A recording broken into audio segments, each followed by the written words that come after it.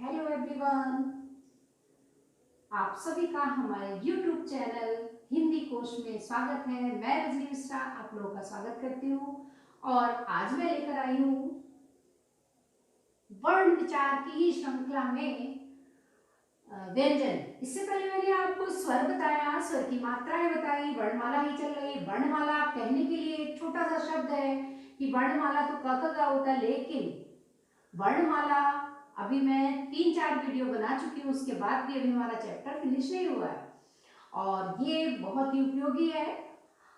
सारे कंपटीशन में ये छोटी छोटी चीजें भी आती हैं, तो पुलिस विभाग और UPSC, UPPSC, UPSI, state PSC, state SI and other exam सभी में इन छोटी छोटी चीजों की आवश्यकता पड़ती है। अभी मैंने पहले आपको स्वर बताए, स्वरों की मात्रा बताई, स्वरों के भेद बताए और आज मैं आपको बताऊंगी व्यंजन।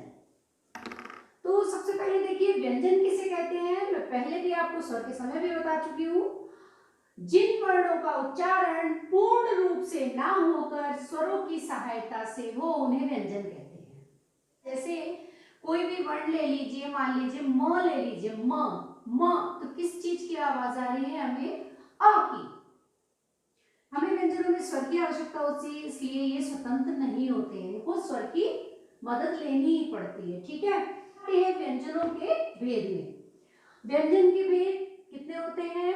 स्पर्श, अंतस्थ और ऊष्म, यानी कि 3 भेद होते हैं व्यंजनों के। स्वरों के भेद भी मैंने आपको पहले बता दिए थे, आज मैं आपको बता रही हूँ व्यंजन के भेद। ठीक है, वर्णमाला में व्यंजन आपको पूरा लिख के भी एक एक चीज समझाऊंगी। बहुत छोटी छोटी बातें हैं पर बहुत काम की हैं, तो आप लोग पूरी वीडियो देखिएगा। पहले हम आते हैं स्पर्श में।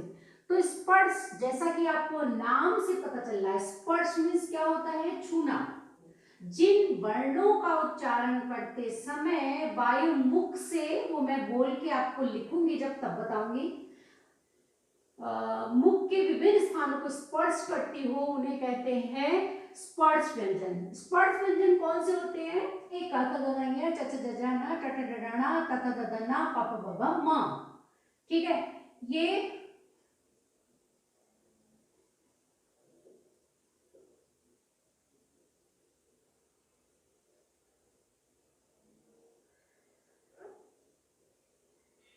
ऐसे ही ईच 5 यानी कि टोटल होते हैं ये 25।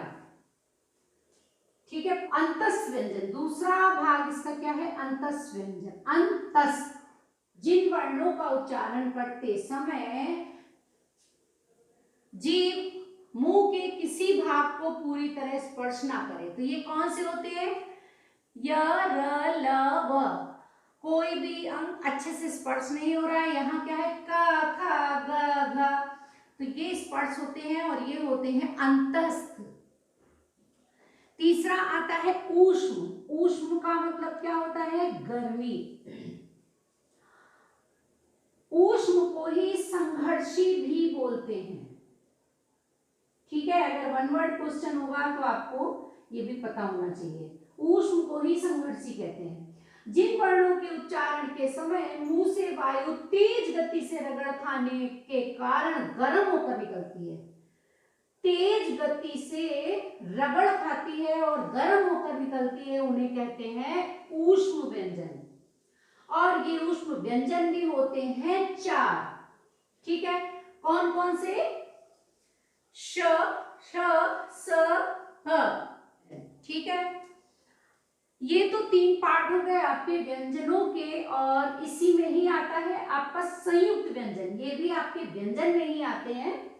तो संयुक्त व्यंजन कौन से हैं? संयुक्त जिनका मतलब है मिलाकर बनना। तो क्या मिलाकर? ये विभिन्न व्यंजनों के योग से बनते हैं। ये विभिन्न व्यंजनों के योग से बनते हैं। जिन व्यंजनों के बीच कोई स्वर नहीं होता, 2 व्यंजन मिलाकर एक व्यंजन बनता है, इनके बीच कोई स्वर नहीं होता। ठीक है, ना इसको सिर्फ मिलाकर बोला जाता है, नहीं लिखा जाता है। युक्त का मतलब मैंने बताया, जोड़कर बनाना, तो जोड़कर कौन से बनते हैं? त्र, जैसा कि आपको आवाज से लग रहा है त और र मिल रहा है, श, ज्ञ और श, ठीक है। अब आते हैं हम द्विगुण व्यंजन पे। द्विगुण ये दो होते हैं। अब देखिए मैंने क्या बताया, स्पर्श कितने होते हैं? 25, अंतस्थ होते हैं 4, ऊष्म होते हैं 4, और संयुक्त होते हैं 4, और द्विगुण होते हैं 2। ये होते हैं 2। कौन कौन से? ड और ढ। अभी आप सोचेंगे कि ये द्विगुण व्यंजन अलग से कहां से आ गए, ये दो कहां से आ गए? हमने तो यही पढ़ा ट ठ ड ढ ना, तो जब ट ठ ड ढ ना हमने पढ़ा हुआ था, तो यहां पर ये दो फिर से कैसे आ गए?